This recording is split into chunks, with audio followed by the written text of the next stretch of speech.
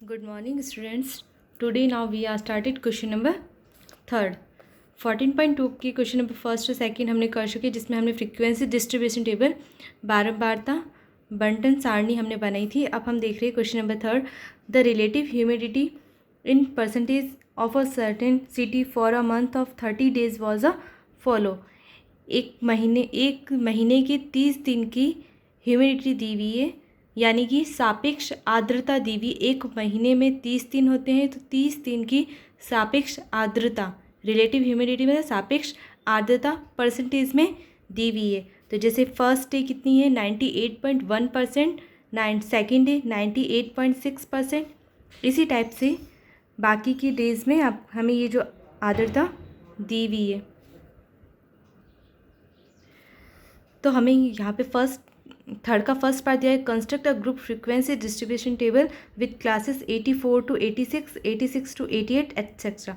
इसका मतलब है कि हमें कि एक ग्रुप फ्रीक्वेंसी डिस्ट्रीब्यूशन टेबल बनानी है, जिसमें हमें क्लास लेना है, फ्रीक्वेंसी बारंबारता सारणी बनानी है, जिसमें हमें इंटरवल लेना है, वर्ग लेना है 84 से 86, 86 से 88, यानी 2 के गैप में लेना है। तो सबसे पहले हम थर्ड का फर्स्ट पार्ट करेंगे इसका।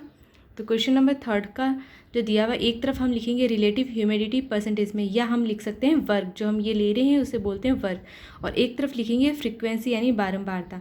तो 84 से 86 के बीच में कितने नंबर्स आ रहे हैं, तो इसमें हम देखेंगे ये 98 ज़्यादा है, 84 और 86 के बीच में देखना है।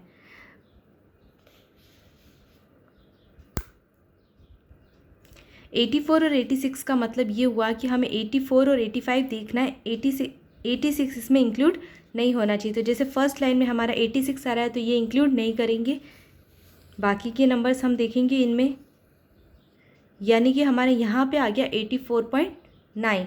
इसका मतलब ये 84 और 86 के बीच में आ रहा है, और कोई भी नंबर नहीं है, यानी 84 और 86 के बीच में सिर्फ एक नंबर आ रहा है, तो हमने यहाँ पे लिख दिया 1। इसी टाइप से 86 से लेके 88 के बीच में भी 1 नंबर आ रहा है, 88 से 90, 90 से 92, 92 से 94, 94 से 96, 96 से 98 के बीच में 7, 98 से 100 के बीच में 4 नंबर्स। इस टाइप से नंबर्स आ रहे हैं।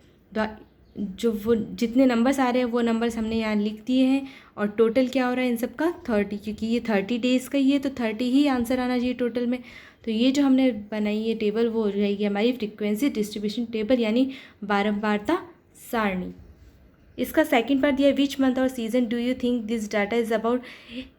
कौन से मंथ और सीज़न का ये हमें डाटा जो दिया गया है वो किस सीज़न का बताया गया है वो हमें बताना है। तो इसमें इनको देखकर इस डाटा को देखकर हमें ऐसा लगता है कि ये जो डाटा है इसमें इसका मतलब ये है कि इस महीने में नमी बहुत ज़्यादा रही है, यानी आर्द्रता बहुत ज़्यादा रही है। इसका मतलब आर्द्रता और नमी किस महीने में होती है, रेनी सीजन में, यानी वर्षा ऋतु में। तो इसका सेकंड आंसर हो जाएगा रेनी सीजन यानी वर्षा ऋतु। फिर क्वेश्चन थर्ड में क्या है, what is the range of this data. सब रेंज बतानी है, रेंज मतलब परिसर, और रेंज कैसे निकालते हैं, हाईएस्ट माइनस लोएस्ट। तो सबसे हाईएस्ट वैल्यू इसकी है 99.2, और सबसे लोएस्ट वैल्यू इसकी 84.9। ये हाईएस्ट है और ये लोएस्ट है, तो दोनों को सब्ट्रैक्ट करेंगे। तो यहाँ पे हमने लिखा है रेंज यानी परिसर, हाईएस्ट माइनस लोएस्ट। तो क्या आ जाएगा 99 माइनस 2 माइनस 84.9, दोनों को सब्ट्रैक्ट करेंगे तो आंसर आएगा 14.3। तो ये था हमारा क्वेश्चन नंबर थर्ड। इसी टाइप से question number fourth, the height of 50 student measure to the nearest centimetres have been found to be as follow. 50 विद्यार्थियों की हाइट दी हुई है, ये 50 विद्यार्थियों की हाइट दी हुई है सेंटीमीटर में। First represent the data given below bye group frequency distribution. वही हमें टेबल बनानी जो हमने थर्ड में बनाई थी, टेकिंग द क्लास इंटरवल 160 से 165 के। तो 160 से 165 के बीच में कितने नंबर आ रहे हैं, एक। इसी टाइप से आप बहुत सारे काउंट कर लेना, 160 से 165 के बीच में कितने नंबर आ रहे हैं वो आप देख लेना कितने नंबर आ रहे हैं। यहाँ हमने टेबल बनाई है कि 150 से 155 के बीच में आ रहे हैं 12, 155 से 160 के बीच में है 9, 160 से 165 के बीच में है 14, 165 से 170 के बीच में है 10, और 170 से 175 के बीच में है 5। तो इन टोटल स्टूडेंट कितने हो गए 50। तो ये था हमारा क्वेश्चन नंबर 4।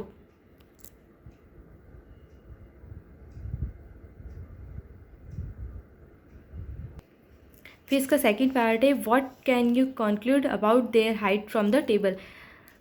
इस टेबल से हम हाइट के बारे में क्या बता सकते हैं।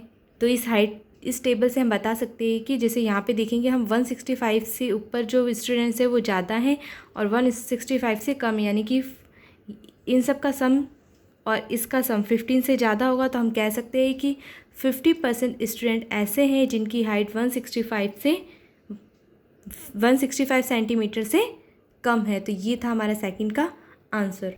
Now question number 5, a study was conducted to find out the concentration of sulfur dioxide in the air in parts per million। ppm का मतलब हो गया parts per million of a certain city। the data obtained for 30 days is follow। Sulphur dioxide की सांद्रता दी हुई हमें 0.03 ppm parts पर मिलियन। ये 30 डेज़ की सांद्रता दी हुई है सल्फर डाइऑक्साइड की। First make a group frequency distribution table for this data with class interval as 0.0 से 0.04 के 0.04 से 0.08 एंड सो ऑन। मतलब कि हमें एक फ्रीक्वेंसी डिस्ट्रीब्यूशन टेबल बनानी है, जैसे कि हमने क्वेश्चन नंबर 3rd और 4th में बनाई थी। 0 से 0.04 के बीच में कितने नंबर्स आ रहे हैं उसकी टेबल बनाए। तो 0 और 0.4 के बीच में देखते हैं 1, ये नंबर इंक्लूड नहीं करना है, जो नंबर लिखा था वो लास्ट में इंक्लूड नहीं करते हैं। 1, 2, 3 एंड 4। तो 0 और 0.00 से 0.04 के बीच में कितने नंबर्स आ रहे हैं 4। तो हमने यहाँ पे सारणी बनाई है सल्फर डाइऑक्साइड का सांद्रण कंसंट्रेशन ऑफ सल्फर डाइऑक्साइड और एक तरफ लिखेंगे फ्रीक्वेंसी। 0.00 से 0.04 के बीच में 4 नंबर आ रहे हैं। इसी टाइप से 0.04 से 0.08 के बीच में 9, 0.08 से 0.12 के बीच में 9, 0.12 से लेकर 0.16 के बीच में 2, 0.16 से 0.20 के बीच में 4 और 0.20 से 0.24 के बीच में 2 और इन सब का टोटल होगा 30 डेज़। तो ये जो टेबल हमने बनाई थी वो हो गई हमारी बारंबारता सारणी यानी फ्रीक्वेंसी डिस्ट्रीब्यूशन टेबल। फिर क्वेश्चन सेकंड में बोला है for how many days was the concentration of sulphur dioxide more than 0.11 parts पर मिलियन।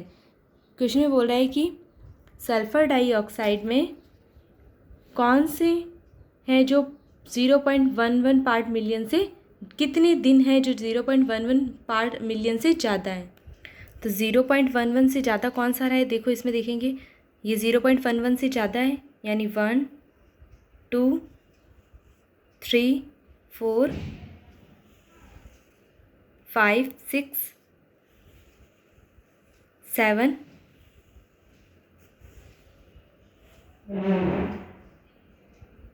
और 8, यानी कि 8 दिनों तक 0.11 पार्ट्स पर मिलियन ज़्यादा रहे। फॉर हाउ मेनी डेज, यानी 8 दिनों तक। तो ये था हमारा क्वेश्चन नंबर 5th। इसी टाइप से 6 क्वेश्चन आपको खुद करना है, do yourself. Now question number 7, the value of pi up to 50 decimal place is given below. Pi की जो वैल्यू होती है वो होती है 22/7। जब 7 का 22 में डिवाइड करेंगे तो हमारी वैल्यू आती है 3.1415926535897 एंड सो ऑन। ये इतनी लंबी चौड़ी 50 डिजिट की 50 डेसिमल प्लेस की वैल्यू आती है। तो make a frequency distribution table बनानी है 0 से लेकर 9 तक। तो हम 0 से 9 तक बनाएंगे तो सबसे पहले देखेंगे 0 कितनी बार आ रहा है, 1, 2। तो 0 कितनी बार आ रहा है, 2 टाइम। तो हमने यहाँ पे टेबल बनाई, यहाँ पे लिखेंगे डिजिट और एक तरफ लिखेंगे फ्रीक्वेंसी। तो 0 कितनी बार आ रहा है, 2 टाइम। इसी टाइप से हमने जैसे 0 काउंट किया वैसे 1 देखेंगे, 1 कितनी टाइम आएगा, 5 टाइम। 2 5 टाइम। इसी टाइप से 3 से लेके 9 तक के जो नंबर्स है वो इतने टाइम आ रहे और इन सब का टोटल क्या हो गया, 50 डिजिट तक हो गया। तो ये हमारी जो हो गई frequency distribution table. Now second point, what are the most and the least frequency.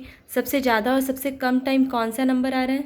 तो सबसे कम टाइम आ रहा है 0 और सबसे ज़्यादा बार आ रहा है, यानी सबसे ज़्यादा कौन सा नंबर है, 8 2 बार आ रहा है, यानी 3 और 9। तो सबसे कम अंक डिजिट है यानी कम अंक जो रिपीट हो रहा है वो 0 और सबसे ज़्यादा बार रिपीट हो रहा है 3 एंड 9। तो ये था हमारा सेकंड का आंसर। इसी टाइप से क्वेश्चन नंबर 8 और 9 आपको खुद करना है, डू योर सेल्फ। जैसे कि हमने बाकी में फ्रीक्वेंसी डिस्ट्रीब्यूशन टेबल बनाई थी, वैसे ही हमें 8th में भी बनानी है और 9th में भी बनानी है, और उसी टाइप से आपको 6 में भी करनी है। तो ये क्वेश्चन 1 से लेके 9 तक के सारे क्वेश्चंस आपको अपनी नोटबुक में करने हैं।